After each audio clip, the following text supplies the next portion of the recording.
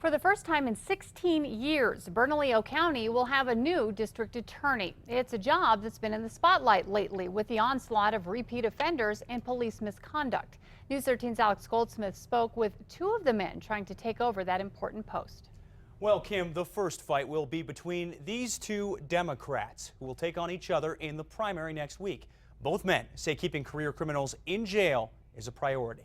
It's a difficult job, it's challenging, it's incredibly rewarding. 15 years after taking the job as Bernalillo County's top prosecutor, DA Kari Brandenburg is hanging it up. I'm tired. Democrats will decide their candidate to replace her in a little more than a week, choosing between former APD Lieutenant Edmund Perea and former federal prosecutor Raul Torres. I started my career in law enforcement in 1981, working the graveyard shift in the Southeast Area Command. I was appointed by the President to work at the Department of Justice, and I've handled everything from low-end misdemeanors to felony murder.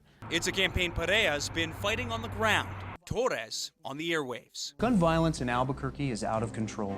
Both men say too many violent repeat offenders are on the streets instead of behind bars. The first step we need to take is to figure out who are the most violent and dangerous offenders, and then we need to assign the most seasoned and experienced prosecutors to those offenders. We're going to focus in on ensuring that we aggressively prosecute the most violent criminals and limit the number of plea bargains that take place when it involves the most violent of criminals. Perea says his past as a police officer won't stop him from holding officers accountable. All members of our community, whether you're an elected official or a sworn police officer or a citizen, is held accountable. There was a high-profile clash between Brandenburg and APD after she chose to prosecute officers Dominic Perez and Keith Sandy for shooting and killing James Boyd.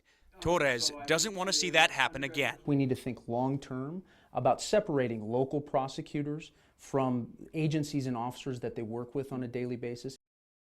Now, whoever wins next Tuesday's primary will face Republican Simon Kubiak in the general election. We did reach out to Kubiak last week to talk to him as part of this story, but we didn't hear back. Back to you, Kim. Okay, thanks, Alex. Now, Brandenburg's 16-year stint as DA is the longest in county history.